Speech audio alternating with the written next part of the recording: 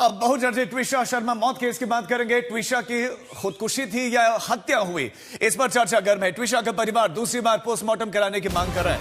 आज तक को खबर मिली है, इस बाबत ट्विशा का परिवार आवेदन करने भी वाला है। आरोप यह है कि जिस बेल्ट से ट्विशा के फंदा लगाने की बात कही जा रही है, उसकी जांच के बगैर ही पोस्टमार्टम कर दिया गया। ट्विशा का परिवार ट्विशा के सेकंड पोस्टमार्टम के दूसरे पोस्टमार्टम के लिए भोपाल जिला अदालत में अब आवेदन लगाएगा। परिवार की मांग है कि ट्विशा का सेकंड पोस्टमार्टम अब मध्य प्रदेश के बाहर दिल्ली में करवाया जाए।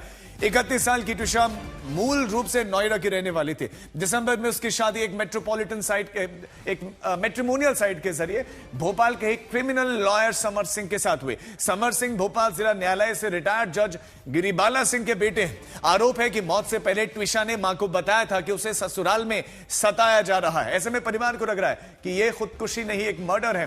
पोस्टमार्टम सही से होना चाहिए। शरद कुमार हमारे संवाददाता रविश पाल सिंह इस खबर पर जुड़ गए। रविश, परिवार को शक है, तो अब किस तरह से परिवार आगे क्या क्या कानूनी रास्ता अख्तियार कर सकता है? बिल्कुल, कानूनी रास्ता अख्तियार करने के लिए ही परिवार आज भोपाल जिला अदालत आने वाला है।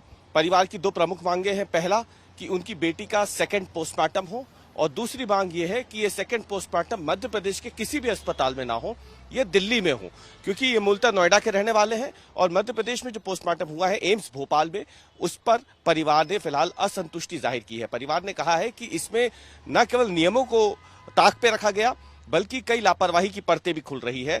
जो फिजिकल डिस्क्रिप्शन था ट्विशा का, वो पोस्टमार्टम की रिपोर्ट से मेल नहीं खा रहा है। परिवार का पहला आरोप यह है। परिवार का आरोप है कि बॉडी पर खरोच के निशान है और उसका पोस्टमार्टम रिपोर्ट में जिक्र नहीं है। परिवार का तीसरा आरोप यह भी है कि जिस वस्तु से ट्विशा ने संदिग्ध तौर पे फांसी लगाई की कथित तौर पे, वो वस्तु पोस्टमार्टम के साथ यहाँ पे भेजी जानी चाहिए थी, जो इन्वेस्टिगेटिव ऑफिसर होता है उसकी तरफ से, आईओ की तरफ से, लेकिन वो भेजी नहीं गई थी उस वक्त भोपाल एम्स में, और उसके बिना ही पोस्टमार्टम हो गया।